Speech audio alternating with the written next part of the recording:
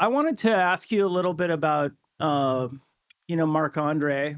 I kind of got the sense that you guys, were friends, and I know that you had done some adventures together. But can you talk a little bit about your relationship with Marc Andre? Yeah, so I met him when he might have been 15 or something. Definitely like a young, like overstoker.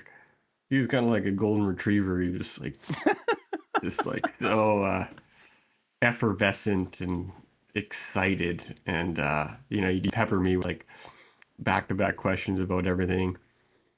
No, he was just such a sweet young guy with eyes wide open and so excited. And I just really adored his company. He was such a bright light. Yeah. I would imagine that when you first met him, even when he was like 15 or 16, like you said, that you must have seen some sort of vibe in him.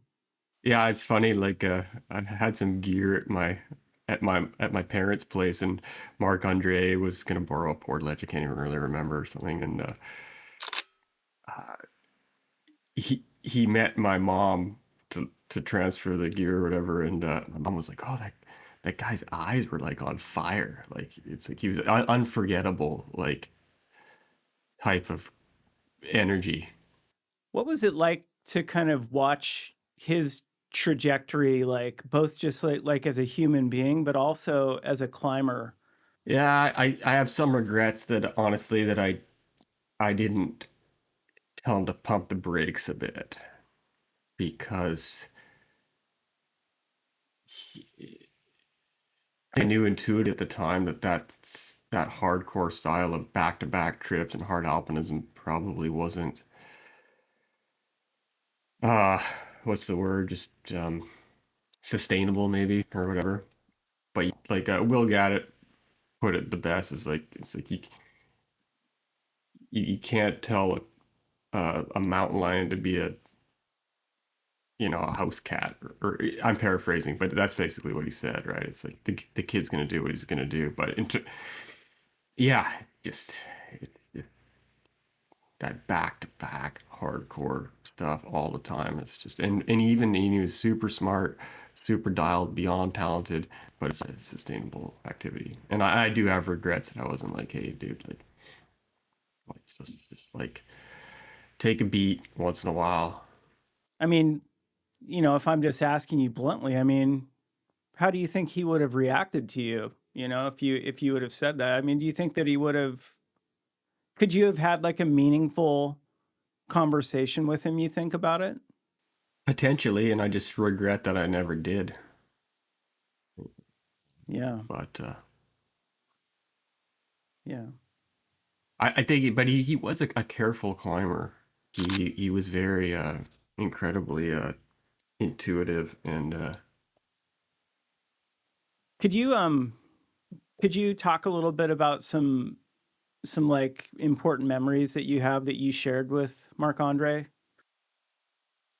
we did this trip to Cerro Mariposa in the Turbio Valley with Paul McSorley and Matt Van Been, I think in 2014. And this is really remote part of northern Patagonia. And yeah, Mark was the man of the hour on that trip and led final pitch, kind of like he tagged up the iron and did some funky aid climbing. And then, yeah, we all hiked out and we rafted out this lake. And then we were back at camp. And I just remember the next day, Mark, he like got up early. We were all totally shot, as you are after these alpine things. And he just like hiked back into this cirque just to appreciate the place one last time. And that always stuck with me. It's like he did just to see the face and just appreciate it. Yeah. Did you guys do it? I think that trip you're talking about, I think there's a film about that, right? Yeah. Yeah. Yeah, it's called The Lost Valley. It's a film. Right. Yeah. I think I watched that a couple years ago. But it's just a guy that could stop and smell the flowers and just appreciate this wild, remote place and just yeah, just take it all in with eyes wide open. Yeah. Yeah, it seems like he's kind of one of those people that comes around that doesn't come around too often. You know, he just seems like, I don't know. I mean, it's like I feel like we all have one or two people that we've come across in our lives, no matter where we live, who's like there's nobody like that person, and I kind of get the sense that maybe that was how it was with Marc Andre. Like, there's just nobody like him, really. Yeah, not a coffee cat, you know. It's just and it's just funny things like, you know, he texts me like, "Oh, we should climb this building in Vancouver." Just like it's kind of like an offbeat, off the wall type of personality that I miss the spirit, I miss the stoke, I miss the vision. You know, like I think people kind of fall in a lot of realms, especially around here. It's like there's a crag du jour, everybody goes there, and he's just like he looked the place with fresh eyes. And even this afternoon, I'm gonna go check out an old Marc Andre project, and